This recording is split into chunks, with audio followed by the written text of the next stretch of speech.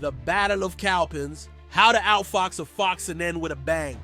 Picture this, it's January 17, 1781 in the backwoods of South Carolina.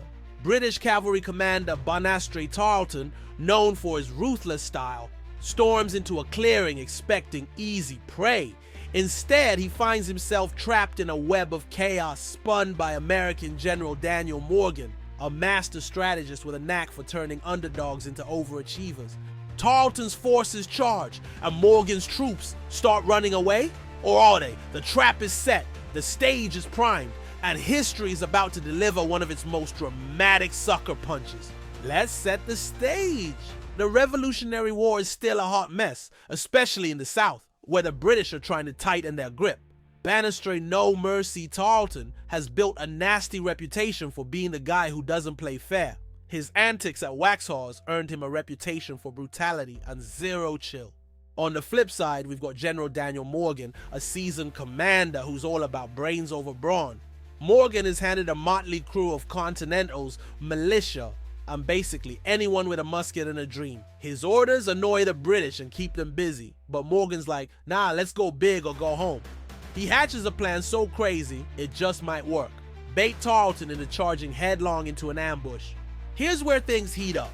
Morgan picks a battlefield at Cowpens, a grassy plain surrounded by hills and woods. It's the perfect spot for a tactical flex. His troops are arranged in 3 lines.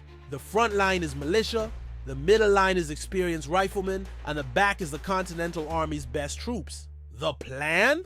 The militia will fire a couple of volleys, then pretend to panic and retreat, drawing Tarleton's forces into a death trap. Meanwhile, Tarleton is tearing across the countryside with his British Legion, convinced he's about to stomp Morgan into the dirt. Spoiler alert, he's not. The morning of the battle, Tarleton charges in like a bull in a china shop. The militia fires off their shots and retreats just as planned. Tarleton grins, thinking victory is within his grasp.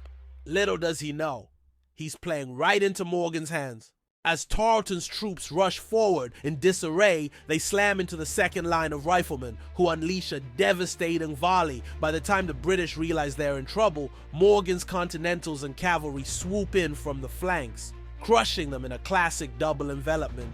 Let's put it this way, if Tarleton's plan was a smartphone, it just got bricked. His forces are surrounded, outmaneuvered, and thoroughly humiliated. The result? A decisive American victory that sends shockwaves through the British ranks. Tarleton, who entered the battle with swagger and confidence, barely escapes with his life. His reputation? Not so lucky. Morgan, on the other hand, is hailed as a genius. His clever use of terrain, psychology, and disciplined troops proves that brains can beat brawn, even in the chaos of war. The victory at Cowpens becomes a turning point in the Southern campaign, inspiring more resistance against British forces. The Battle of Cowpens is more than just a military triumph. It's a masterclass in strategy, adaptability, and not underestimating your opponent. It also shows how the underdog can triumph with a bit of grit and a whole lot of cleverness. For Tarleton, it's a harsh reminder that charging headlong without thinking things through is a recipe for disaster. For Morgan, it's proof that even a ragtag army can deliver a knockout punch if the strategy is sound. But what if Tarleton had sniffed out the trap? What if he'd hesitated, regrouped, and approached the battlefield with caution? Would the British have turned the tide in the South? Or would Morgan have just come up with another brilliant plan to outwit them? History doesn't deal in what-ifs, but it's fun to imagine. What's certain is that the Battle of Cowpens remains a shining example of how to fight smart, even when the odds are stacked against you. So there you have it, folks. The Battle of Cowpens, a story of wits, guts, and one epic facepalm for Banastre Tarleton. It's the kind of tale that reminds us not to underestimate the scrappy underdog with a plan. And hey, if you ever find yourself in South Carolina, swing by Cowpens and relive the moment when Daniel Morgan pulled off the 18th century equivalent of a mic drop. Just remember, strategy isn't just for battlefields. It's also how you win at life, or maybe dodge awkward family reunions. Until next time, stay curious, stay sharp, and keep crushing those history lessons like Morgan crushed Tarleton's dreams. Peace.